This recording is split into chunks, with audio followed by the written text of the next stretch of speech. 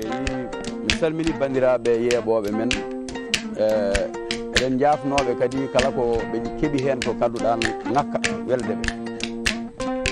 ne wayno ko yawti ko en jewti ha kalɗen hunde lasliji fulɓe ɓooyiɗi to ganduɗa iwdiji mabɓe en kaali hen seeɗa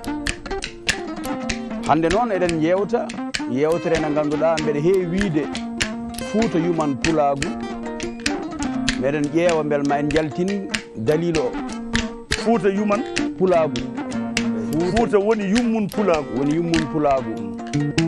e konngol ngol kewmi nande mi wona pullo komi toroɗo beela toroɗo ko pullo walla toroɗo ko capato walla toroɗo ko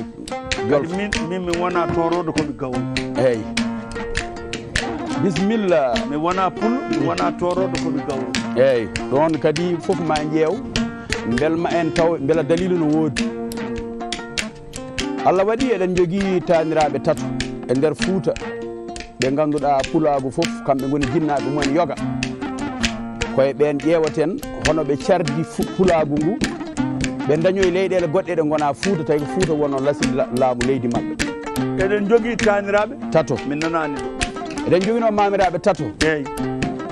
ɓen ko Foutankoɓe asli kono ɓe dañoyi leyɗele goɗɗe ɓe cari ɓesgu mabɓe ɓe joɗɗino ɗumen leyɗele goɗɗe kono ɓen ɗon foof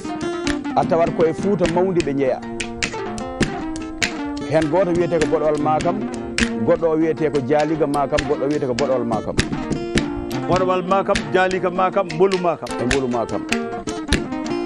ɓesgu Boɗowal feriɗo e leydi meɗen Fouta Tooro jooɗoyi leydi mbiyetendi jelgoji eyyi nder fulɓe jelgoɓe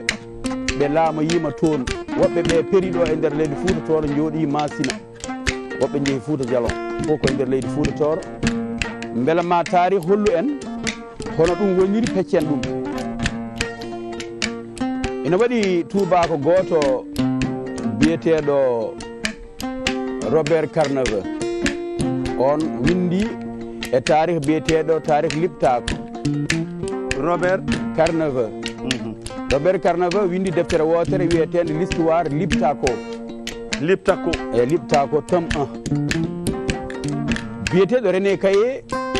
on ko gandaɗo onne kadi ko bindiyanke o rewi e nder leyɗele meɗen caggal de ummi France o jippiri Ndar o naata e leydi Fouta Tooro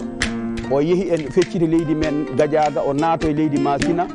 o ari wuuro wiyetego Tumbuktu ñande 19 avril 1927 hitande